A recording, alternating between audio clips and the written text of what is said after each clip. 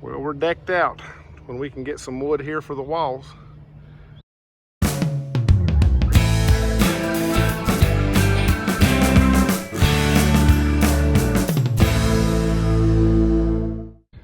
Welcome back to part 423, part 8 of Not Necessarily HVAC.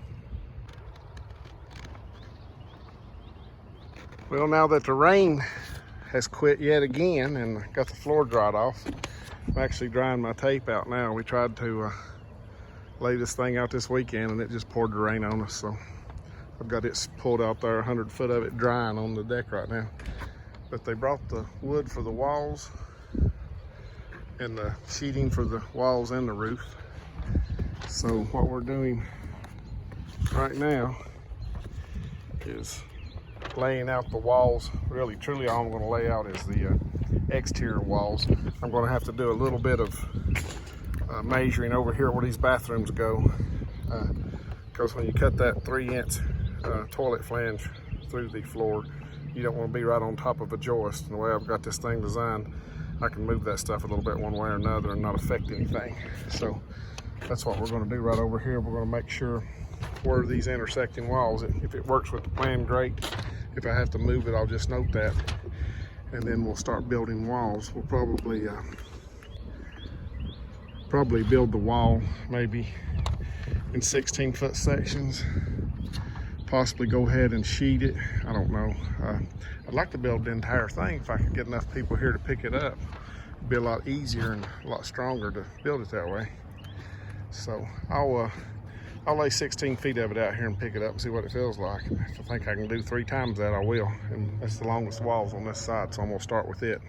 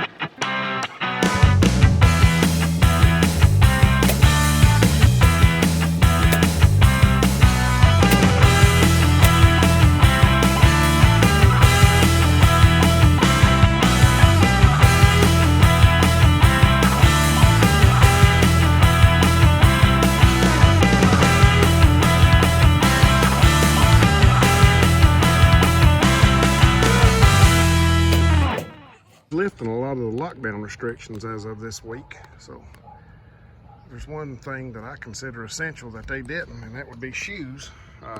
I've worn out all my work shoes, and these are my Sunday school shoes, and now they're wore out too.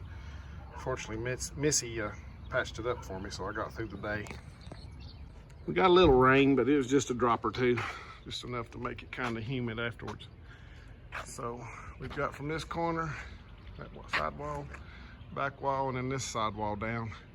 I was afraid to sheet that little piece, even though we're squaring it up on the deck. It's hard to square something that small after it's standing, so it's easier just to attach it to the wall that's already square, and then I can just put a piece of sheeting on that from outside. It's not very high up out here anyway. So what we'll probably do on this is put the top plates on and string these walls, get them good and straight, maybe put on some more bracing. And I may go ahead, the trusses are going to stop about 4 feet from the front of the house so that I can do some hand framing out here and give it a little interest. But I was going to leave these walls out right here so we could easily carry these trusses in and set them up. But I may go ahead and build this front wall right here, because it comes over here and gets a place for a beam, a pocket, and then that beam will go across this porch to the corner, and then you'll have another beam that comes from that corner back up to where I had left this pocket out up here. So if I went ahead and put that front wall on and built that beam and supported it even temporarily out on the corner or down the side, we could still get the trusses under that when we came in. And that would allow us to be able to set all of the trusses instead of having, right now, if I stop right there, I'll have to have about 4 trusses bundled up here on the end together, waiting on me to build that beam, and then I have to slide them out and attach them where they go. Whereas if I go ahead and get that beam up and I've got some help here, we can just put them where they go that day. So I think I'm going to try to do that. So tomorrow, I got an actual call in the morning I'll have to go do, but they're not calling for rain until 5 right now, which probably means we'll be raining hard in the morning. 5 p.m. is what they say, but so far they haven't been hitting it right. But I need to get those top plates on, get the walls good and straight, and get them laid out for trusses. Probably can't get enough help here at one time until Saturday when nobody's working. So probably give me plenty of time to do that front wall and get that beam and everything up, and maybe take care of some HVAC jobs. But maybe Saturday we can put trusses up, and then it'll be a matter of getting all this sheeting up on the roof. That's gonna be it for tonight. It's actually got a few raindrops coming down right now, but we'll come back tomorrow and either move some material around and build a wall, or start straightening this, or watch it rain, whatever it takes. We decided to go ahead and put that last wall up that we can put up. Got the beam pocket up there for it. That'll be the other one, and then we'll corner it out there on where that existing porch was. Got some weather moving in. Winds is getting awful. So we've been mostly just bracing everything and tying everything down and putting stuff away. Moved those rest of those 2x4s up here on the porch and strapped them down good. Got a strap around the OSB trying to keep the plastic on it. I don't know how that'll work.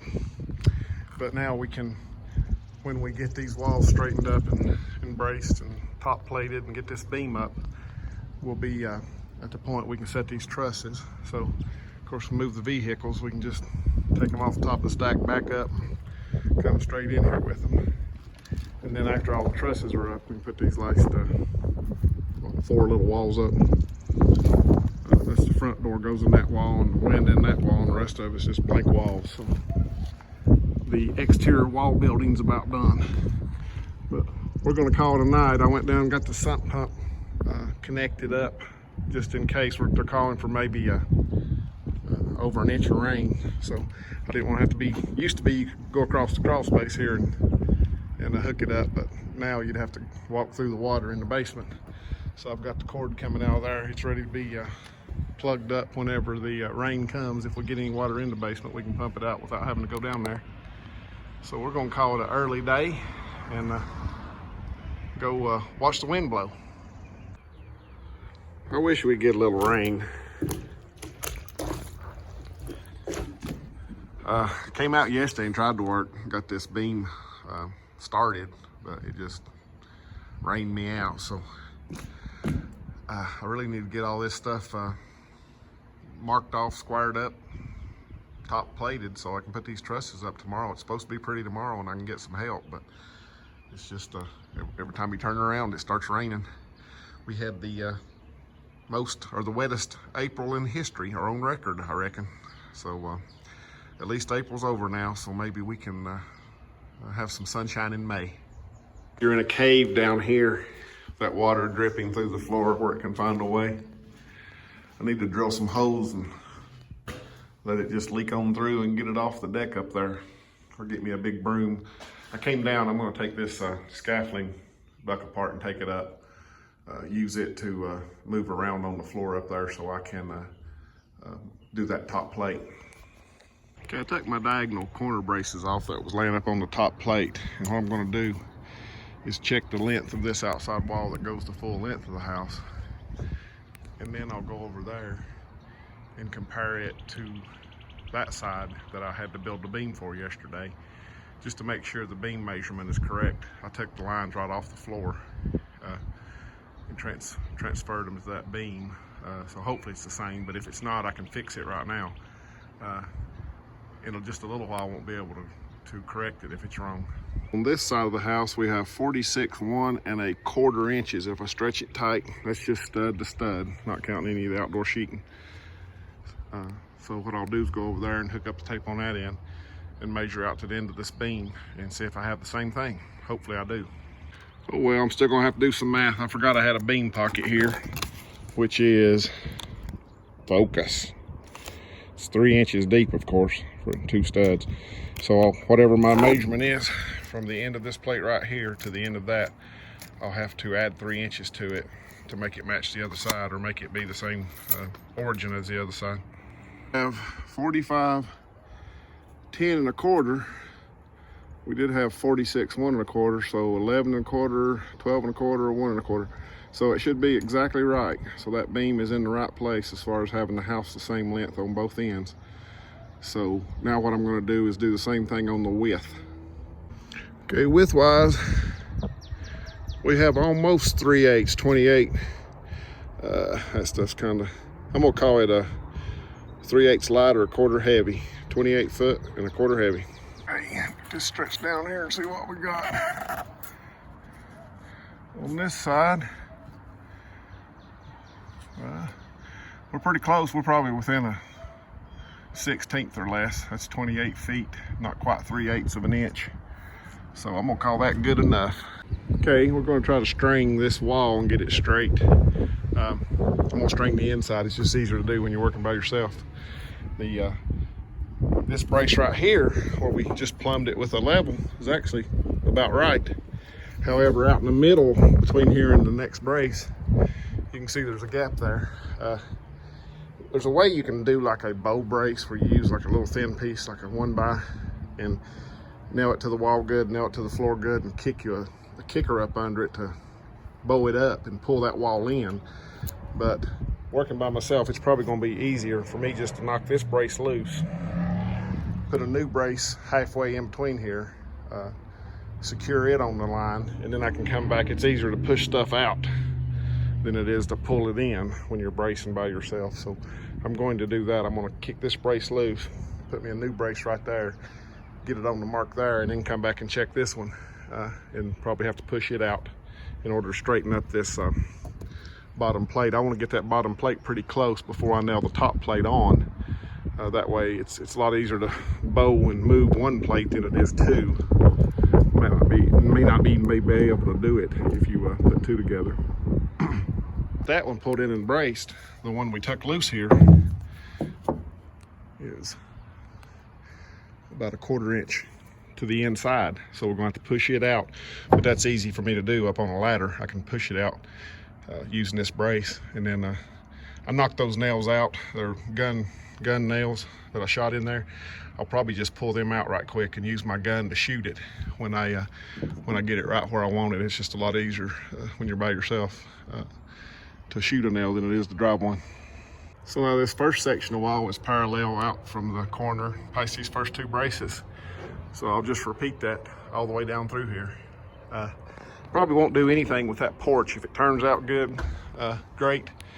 If it don't, I'll have to just string it when we put the trusses up, because I don't really have anything to brace it to without getting in the way of carrying the trusses in here. But I'll get the wall braced all the way down. The beam looks pretty straight. The pieces kind of opposed each other, so when I put that bottom plate on them, it kind of straightened them both up. But we'll just check it and make sure, and if it's off any, we can just fix it when we do the trusses. So now we got that wall good and straight all the way down through there with that string line. Right here at the beam, the string line is just a hair too close. It really wouldn't matter, but as long as I remember it when I get ready to anchor these trusses and pull a string on just this beam, I can fix it at that time, because I really don't want to put anything down here to spread it out. So we'll jump over and do the other long wall, and then I'll do the 2 ends. Okay, getting ready to do this last straight long wall.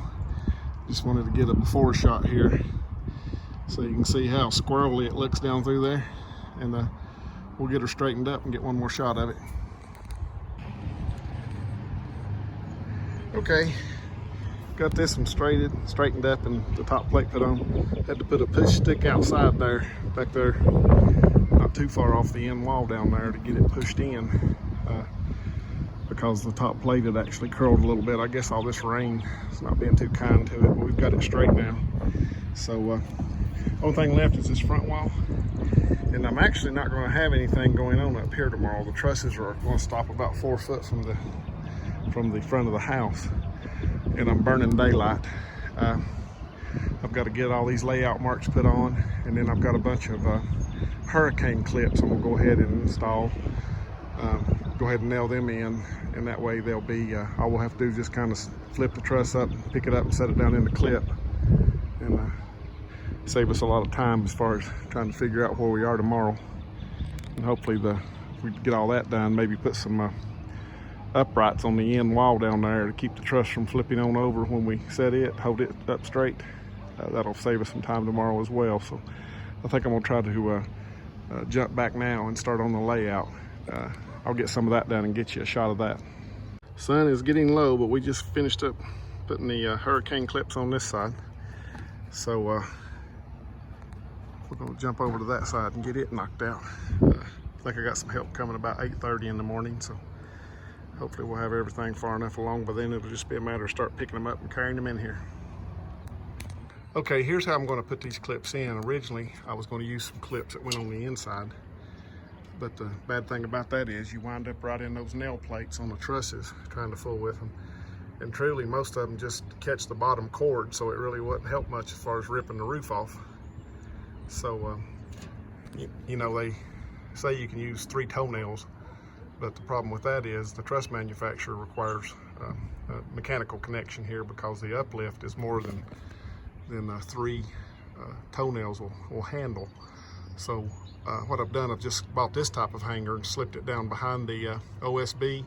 I just have to take the hammer and tap it in. You can see my layout mark there. And I tap it down. The first couple, I laid another connector on the outside here to see where the holes were and marked them. But after you do a couple that way, you lost my hammer. After you do a couple that way, you learn about where they go, and you can feel sometimes they'll move the thing just slightly if you miss the hole just a little bit, but you can drive right through there. So these 2 nails go through the sheeting, through the clip, and into the bottom plate, and then these 3 nails will go into the top plate.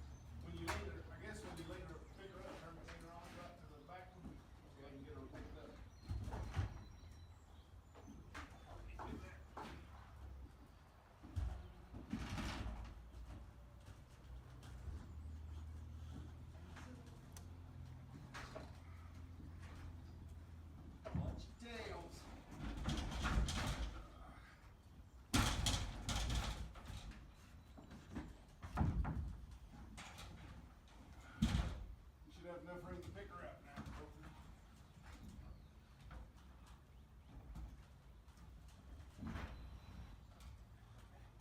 Are you in the hole? I guess we got to get it centered. Who's in the center? Leonard, you got it? Yeah.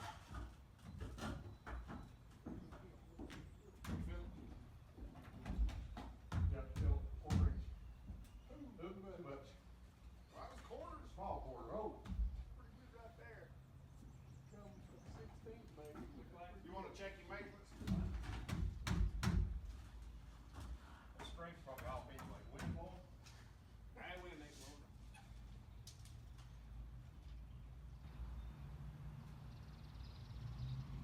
Hey, look at Ben. I got 10 3/8. What do you got, brother? This might be a little shot. 10 3/8. Right.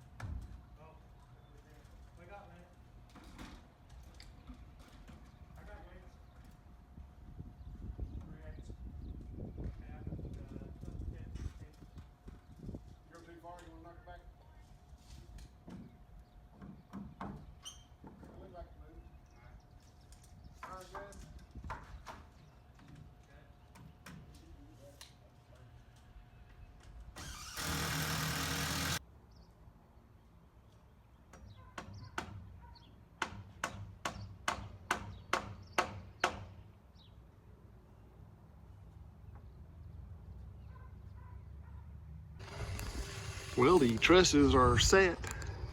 Got them just set and braced. Haven't really done anything except put a toenail in each one of them there. There's the hurricane clips. I didn't want my help to have to hang around for that, so I'm gonna take a little break and come back out and start nailing them. Put us a little flag up there on the high point on the last truss. So, beautiful day, warm. I've sweated more than I have all spring, but I'll show you what I'm gonna do on this front here when I get started on it. I'm gonna hand frame it, give a little entrance to the front of the house here, and then I've got to do something on the back to cover those stairs down to the basement up, and also the little back stoop where you come out the back door. But this is probably going to do it for this week's video, and thank y'all for watching. I appreciate the positive comments.